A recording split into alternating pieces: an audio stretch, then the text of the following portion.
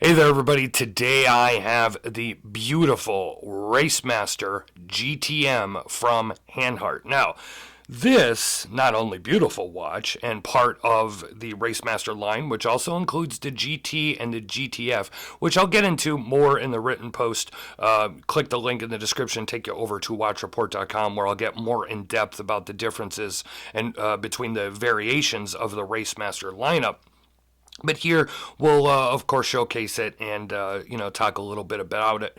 Now, this is one of the more expensive Hanhart pieces. In the past, I've talked about what I feel is how Hanhart is undervalued or not undervalued, but I guess the word more would be just underexposed, I think. And somehow it's unbelievable to me how they're still underexposed, but that how much that you get for your money with a Hanhart. Now, a perfect example, I also have this watch in hand, cream dial, and it is a Hanhart twin control. Now, there will be a separate review on this watch as well. But for today, we are going to concentrate on the GTM here. And this one is going to sell from Watch Buys for $3,260.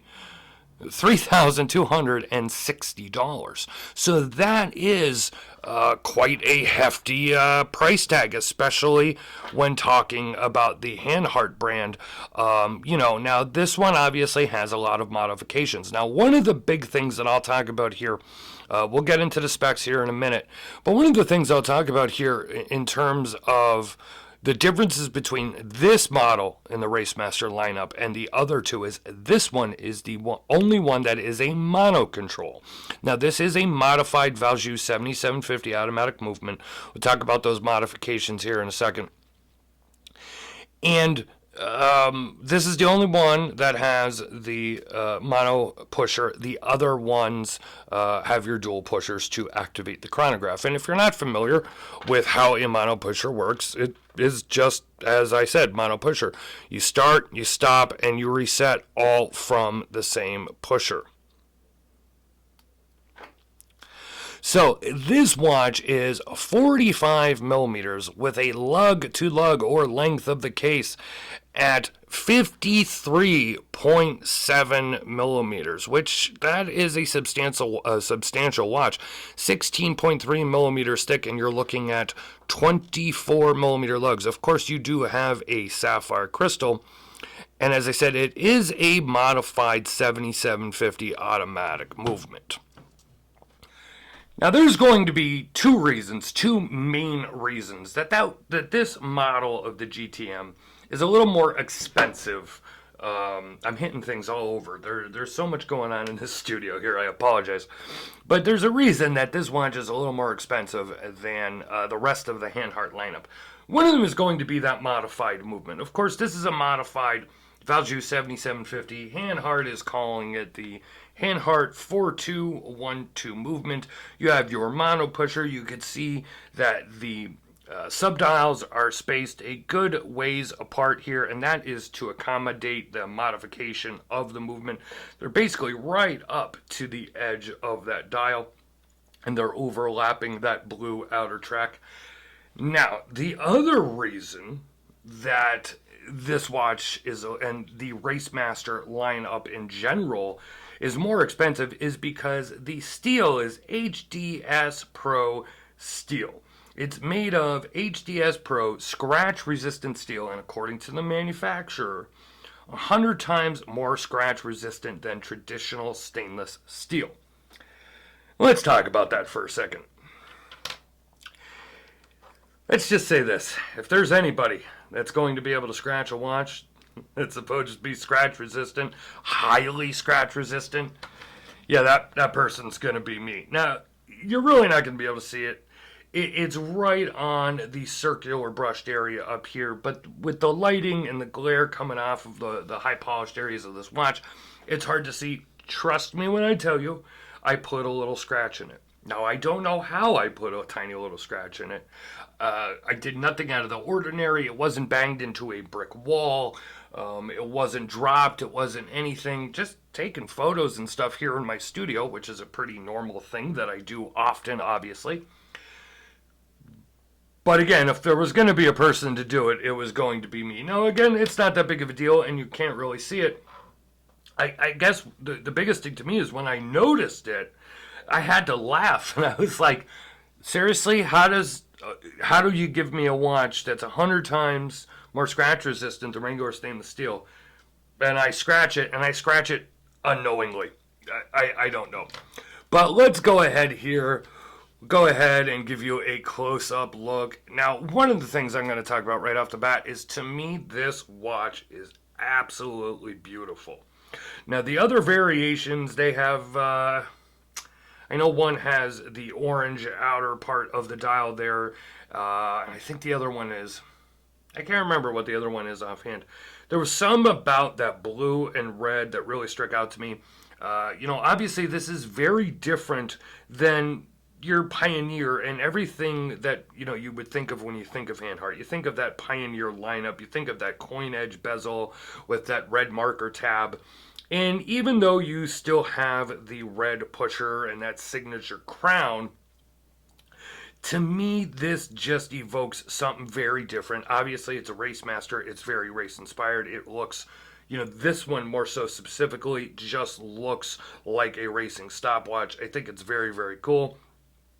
Obviously, this is your running seconds hands over here, and this is your 30-minute counter.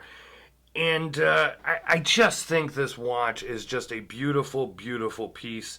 Let's go ahead here, move it around to the case back. You can see that nice checkered flag. Just look at that. Just gorgeous, detailed machining and finishing from Hanhart, which I would expect nothing less, but that is just a beautiful, beautiful case back.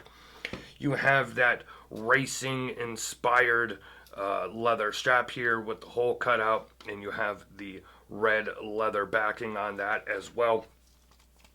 This is a very, very high quality piece.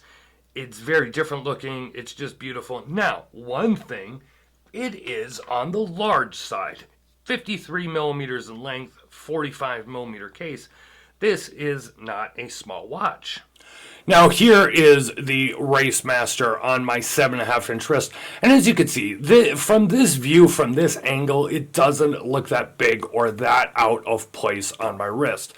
However, if I go ahead and turn it here and give you more of that profile view, you can see how it sticks up off my wrist.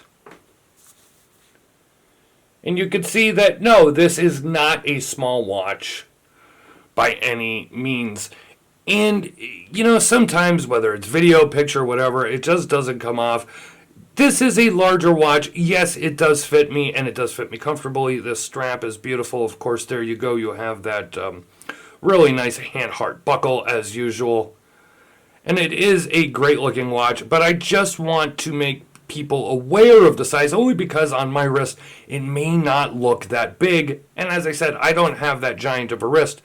But if you have a 7-inch wrist or less, this is going to be a lot of watch. Something I really wasn't expecting is for this model to have a nice coating of lume on those Arabic numbers and those hands. And as you can see here, if you do need to see this watch in the dark, it's not going to really be a problem.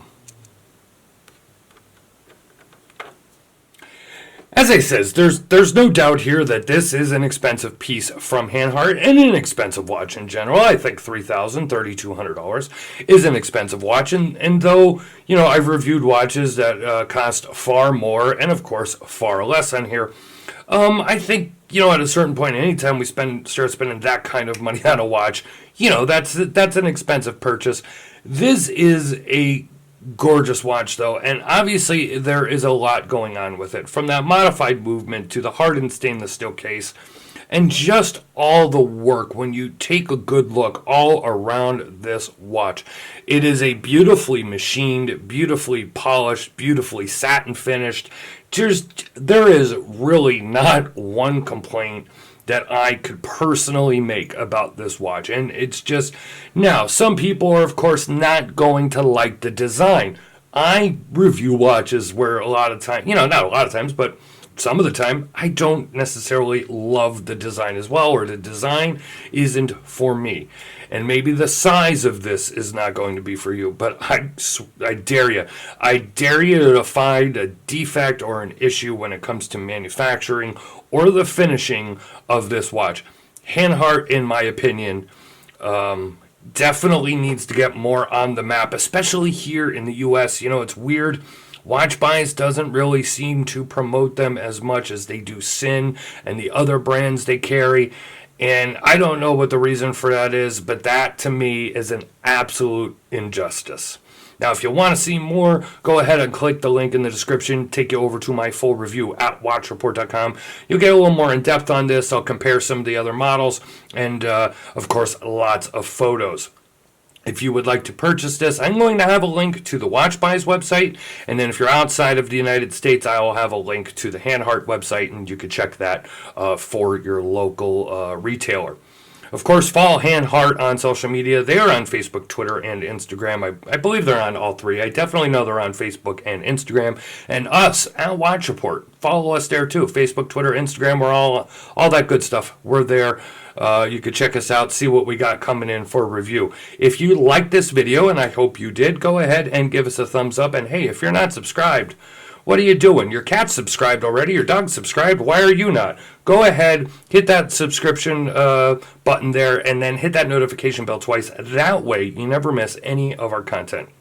This has been Don Evans for WatchReport.com, giving you a look at the Hanhart Racemaster GTM, an absolute beautiful watch from the land of Germany.